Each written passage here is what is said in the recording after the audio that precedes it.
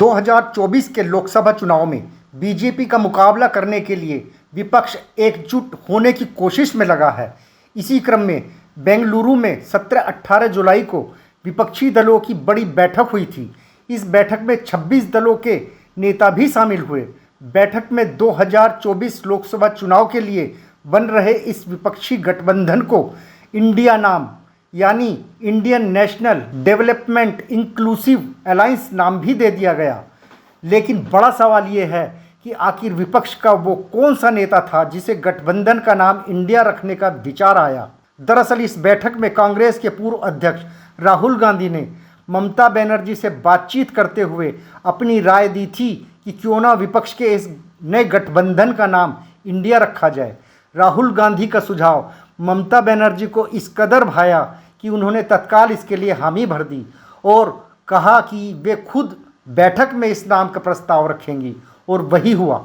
ममता बनर्जी ने गठबंधन का नाम इंडिया रखने का प्रस्ताव रखा तो राहुल गांधी ने इस पर समर्थन दे दिया। इसके बाद शुरू हुई इंडिया के फुल फॉर्म की चर्चा। बाद में तय हुआ कि इसका full form India national development inclusive alliance होगा। लेकिन इंडिया नाम रखना इतना आसान नहीं था, क्योंकि बिहार के मुख्यमंत्री और विपक्षी गठबंधन को बनाने में अहम भूमिका निभाने वाले नीतीश कुमार ने इंडिया नाम पर कड़ा ऐतराज़ जताया। नीतीश कुमार की नाराज़गी भी अपनी जगह जायज़ थी, क्योंकि विपक्षी गठबंधन के नाम में एनडीए भी जुड़ा था और आज की सियासत में नीतीश कुमार को सबसे ज़्यादा परहेज एनडीए के नाम से ही है।